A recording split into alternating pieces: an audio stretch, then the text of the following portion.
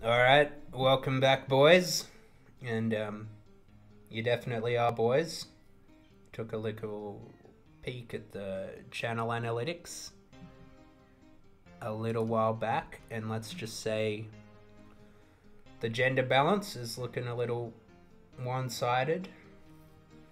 But yeah, that's not a problem. Anyway, we've been training some construction. Construction is an absolutely crucial skill for all accounts, but perhaps UIM even more so. Without being able to store runes or teleport items, being able to access them through the house is going to be absolutely massive. I've been saving up the crystal keys I've been getting for a while now.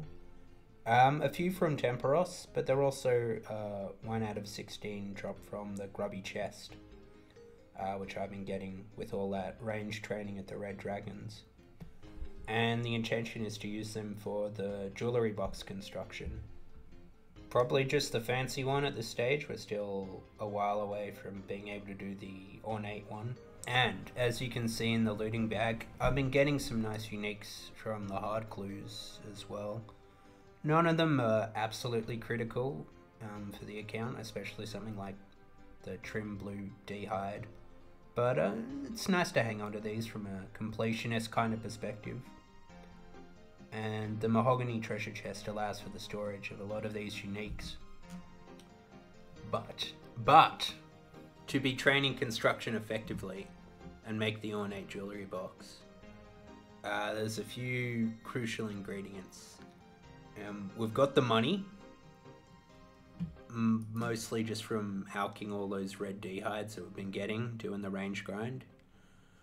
I've got the plank sack, just because I've done enough mahogany homes to buy that as a reward from the shop, which, if you don't know, can hold up to 28 additional planks. You can see if we break out this handy dandy calculator here and we set the target level to 86, it's gonna cost us a whopping 9.6 mil and take over 100 hours to complete. But if we adjust this target goal from 86 down to 80, then we're left with something much more reasonable. The one problem with this, of course, and the only flaw in an otherwise perfect plan, is that 80 and 86 are different numbers. You can rely on the +3 boost, of course, from cooking up the tea in your player-owned house, but even this leaves us with a bit of a shortfall. This is where the final ingredient comes in, which is, of course, the crystal saw. You get this as a reward from the Eyes of Gloffrey quest. And unlike most skill boosts in OSRS, the construction ones do stack. So you can get a +3 boost from the tea and a +3 boost from the saw. And the boffins that I've got crunching away numbers down in the lab have told me that together these two make 6. So to get the crystal saw, we need to attend SawCon. But the only way to attend SawCon is by completing the Eyes of Gloffrey quest. And a prerequisite for the Eyes of Gloffrey quest is the Grand Tree. So that's what we're going to be doing today.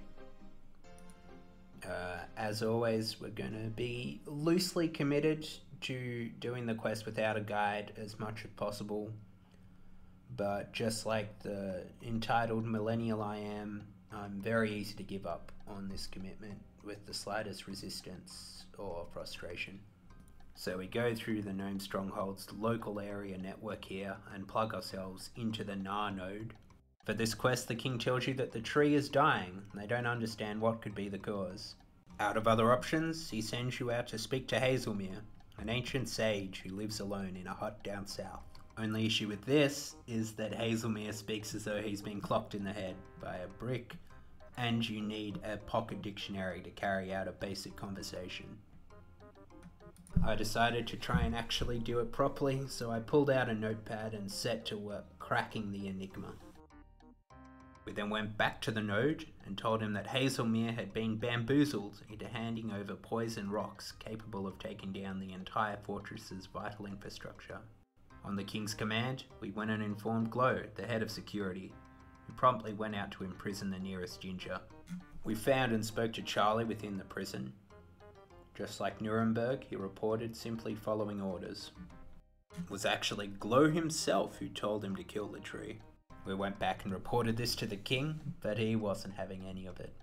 After all, how could his trusted advisor and head of security be trying to frame a human? Luckily though, Glow had been jotting down all of his angsty, edgelord thoughts in his feelings journal, which we found by searching his house. Unfortunately, exposing institutional corruption within the system got us sent to jail ourselves. We then went on to spend the next 25 years chipping away at the inside of our cell wall with a rock hammer, hiding the hole behind a poster of actress Rita Hayworth. After our daring escape, we fled to the tropics to get a little down and dirty by the docks.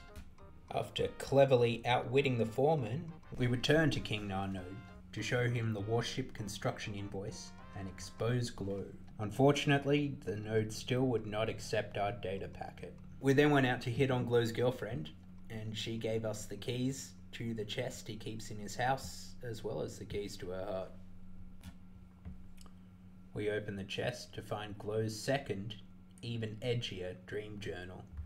This one actually outlined his concrete plans to start an interspecies war, complete with step-by-step diagrams. King EndNode finally accepted this as admissible evidence. Glow was arrested and frisked, but all they found on him was sticks. Luckily, I remembered my Duolingo crash course in ancient Gnomish from earlier. Tuzo means open, and I tuzoed my way into Glow's secret tunnel down the root of the tree. Glow set his mighty demon on us, and an epic clash of heroes ensued.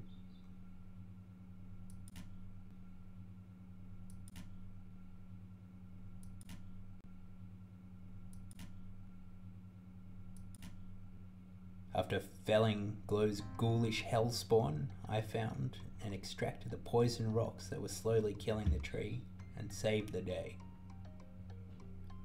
As a reward, the gnomes gave me access to their private airline.